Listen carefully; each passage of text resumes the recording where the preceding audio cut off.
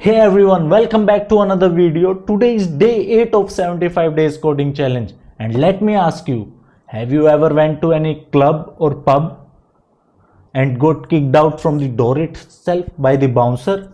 Maybe because you are below 18, maybe because you are stag entry. That's what filter method does. It kicks out the element from the array that user doesn't want in the array, right? So today we are going to do polyfill of filter method. So let's start. But before starting, you know what to do. Subscribe, man. क्या बात है sir, क्या बात है sir, क्या बात, ये बात है.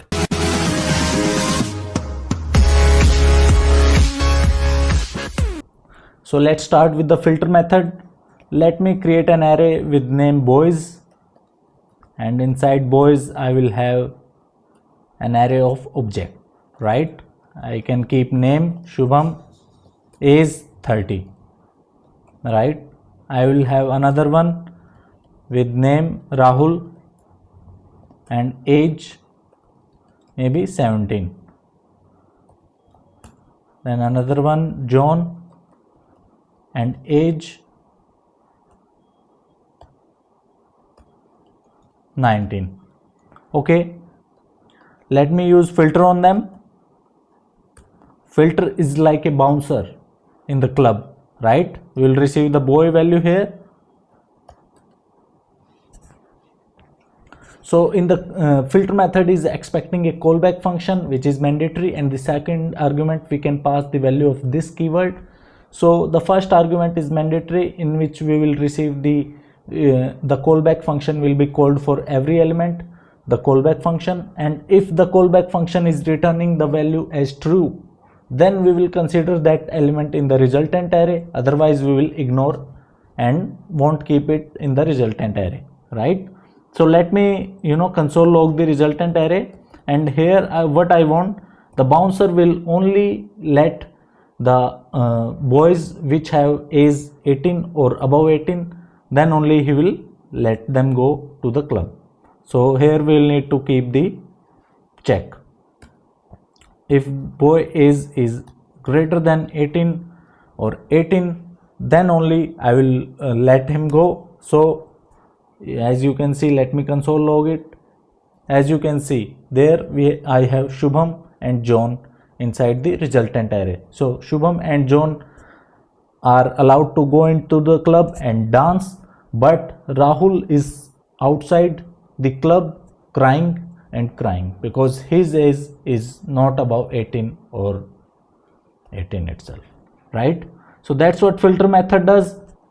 So to create the polyfill of filter method, I will check if there is any filter method exist on the array prototype. My filter I will check, and then only I will create it, right? So there are many common things which are which we did in the last video, the polyfill of map and for each. So you can go and watch it and then come back here, then it will be easy for you. So what filter method does, it is expecting a mandatory callback function, the first argument, and second argument this arg, which user want in the callback function. So for first we'll check if the filter method is being called upon on any null value, then we'll throw the error 1 maybe. Okay, anything we can replace it with any string.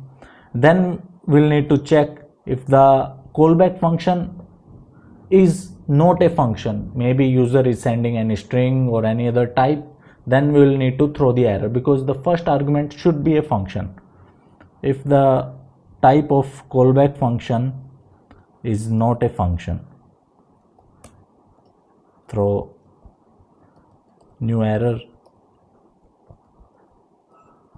first argument should be a function, right? Then we will convert this value to the object, because maybe the filter method is being called upon any primitive value, so we will need to convert into the object, their wrapper classes. And then, as you know, filter method is also a generic method which will search the length property on the object, and if it does not exist, then it will maybe convert it to 0, which will do the sanitization part using unsigned right shift operator. So this we have done in almost every polyfill, so you can go and watch it. I have explained in the polyfill of push, so this you can go and check it. It does the sanitization on the length property. So now we'll need to run the loop on every element, right? But if there are any empty slots in the array, then we will not need to call the callback function for those empty slots.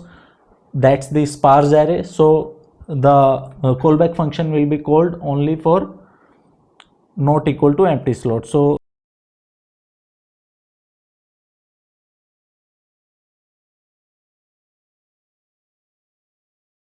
I can check if I exist in the obj object, then only we will call the callback function. So the callback function will be called using call method, because I will need to pass the this value, update this value if we are receiving in the second argument. Then the first value will be the element itself, right? Element itself is obj and I. The second value filter method filter callback receive is index, and the third argument is the array itself, right? But we'll need to check if the callback function returns the true value, right? Here I will create the result array, right? And if it does the return the true value, then only I will keep the value inside the result, okay? And then here I can return the result. So here I am checking if the callback function is returning the true value, then only I am pushing it into the result, otherwise I will ignore it. So that's what the filter method does. So this is the callback for filter method. So let me test it. Let me test the same scenario. Instead of filter, I will use my filter, and as you can see, we have the same result. So this is the filter method. If you like this video, if you enjoyed it, please like, share and subscribe.